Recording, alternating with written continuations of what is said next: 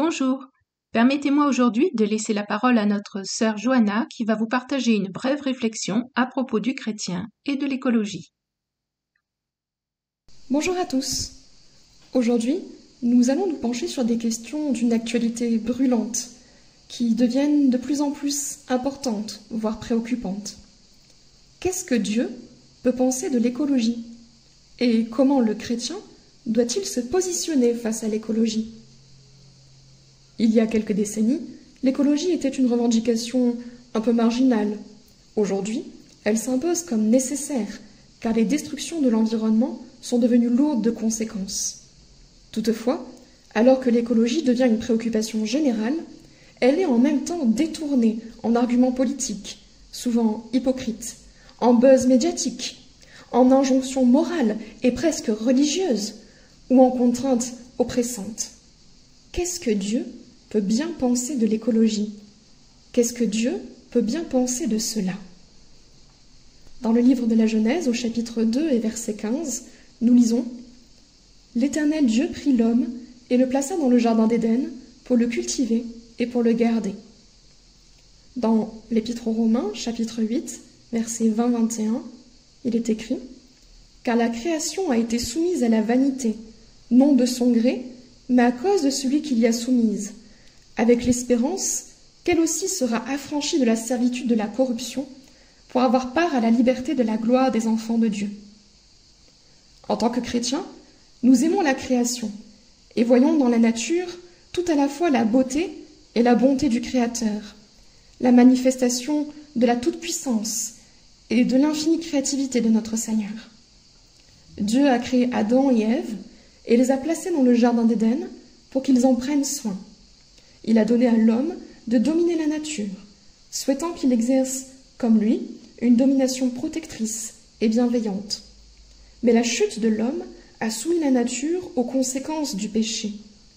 Et force est de constater que plus le péché sur la terre augmente, plus l'homme détruit la nature sur laquelle il devait veiller. L'écologie nous rappelle cet ordre divin, originel, de prendre soin de la terre, cet écrin sur lequel Dieu a placé l'homme.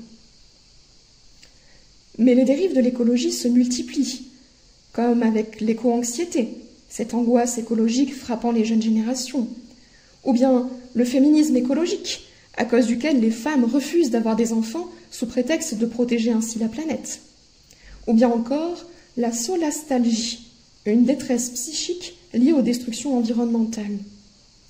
La raison pour laquelle une écologie déformée et maladive provoque ces désastres dans l'esprit de nos contemporains est simple. Cette écologie accuse l'humanité au lieu d'accuser le péché, et elle cherche le salut par des efforts humains plutôt qu'à la croix. Les catastrophes environnementales sont moins imputables aux activités humaines qu'au péché, notamment l'idolâtrie de l'argent et du profit. Aucun effort humain, individuel, national ou planétaire ne peut sauver la création. Mais Dieu a déjà pourvu au salut de l'humanité comme au salut de la terre au moyen de Jésus-Christ. En tant que chrétiens, nous devons faire notre part pour protéger l'environnement, tout en restant dans la paix, conscients que le péché demeure la source de tout mal et que Jésus est le seul sauveur. Nous pouvons alors nous demander « Que va donc devenir la terre ?» L'apôtre Pierre y répond dans sa deuxième épître, au chapitre 3, versets 5-6, en nous expliquant que la terre passera par le feu du jugement. Et c'est également ce que nous voyons dans les fléaux qui s'abattent sur l'humanité et sur la terre dans l'Apocalypse.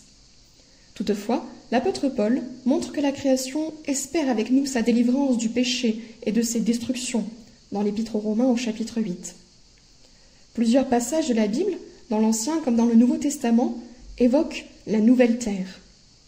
Comme nous serons changés avec un nouveau corps de gloire, la terre sera également recréée, plus belle que jamais. Sur cette nouvelle terre, il n'y aura plus de place pour le péché, la mort, la douleur ou la destruction. Dieu régnera au milieu de nous, de manière directe et manifeste. Dans le livre du prophète Ésaïe, au chapitre 65, verset 17, Dieu dit « Car je vais créer de nouveaux cieux et une nouvelle terre. On ne se rappellera plus les choses passées, elles ne reviendront plus à l'esprit. » À la fin de l'Apocalypse, au chapitre 21, versets 3 et 4, il est écrit Et j'entendis du trône une voix forte qui disait « Voici le tabernacle de Dieu avec les hommes. Il habitera avec eux, et ils seront son peuple. Et Dieu lui-même sera avec eux. Il essuiera toute larme de leurs yeux, et la mort ne sera plus. Et il n'y aura plus ni deuil, ni cri, ni douleur, car les premières choses ont disparu. » Ainsi, nous ne sommes pas de ce monde pour nous laisser frapper par les dérives de l'écologie. En revanche, prenons soin de la création que Dieu nous a confiée et espérons la métamorphose glorieuse pour nous comme pour la planète. Merci pour votre écoute.